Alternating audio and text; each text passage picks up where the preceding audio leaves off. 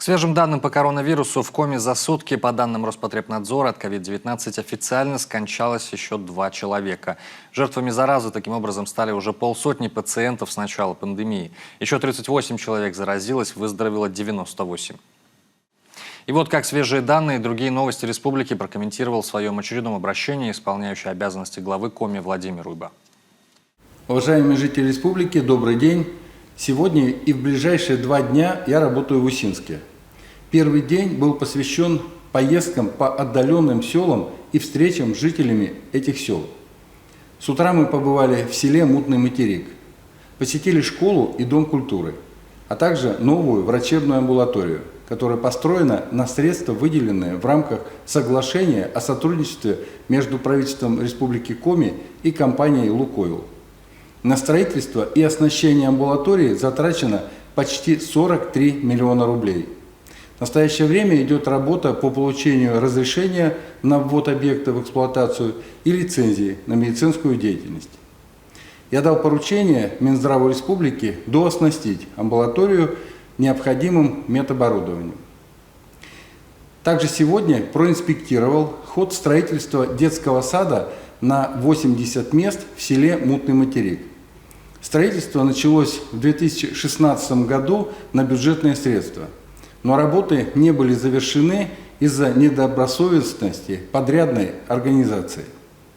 С 1 июля 2020 года на объект вышел другой подрядчик, и сегодня готовность здания составляет 50%. Средства на завершение строительства выделены компанией «Лукойл». Также на средства «Лукойла» будет достроено здание детского сада в селе Щельябож. Объект готов на 90%.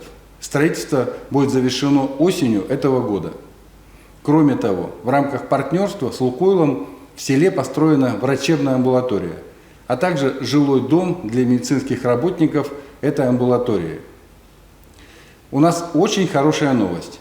Республика Коми получит дополнительную дотацию из федерального бюджета объемом более 2 миллиарда 100 миллионов рублей. Соответствующее распоряжение подписал председатель правительства России Михаил Владимирович Мишустин.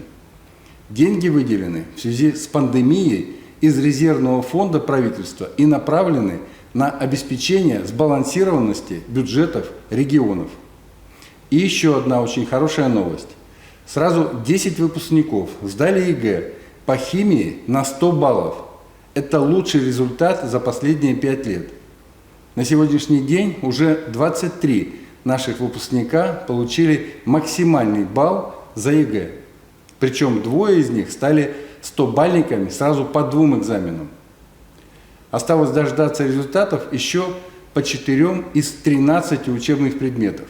И мы сможем подвести итоги экзаменационной кампании этого года.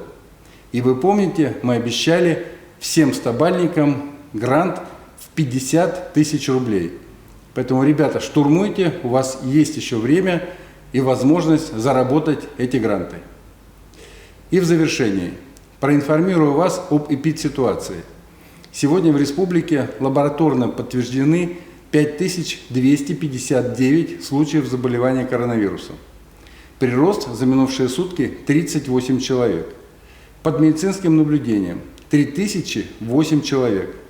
Выздоровели 3918 человек. За сутки выздоровело 98 человек. Это очень хороший тренд. Вы видите, что мы неумолимо приближаемся количеством выздоровевших к количеству заболевших. Уважаемые жители республики, это все новости, которыми я хотел сегодня с вами поделиться. Будьте здоровы, всего вам самого доброго, до завтра.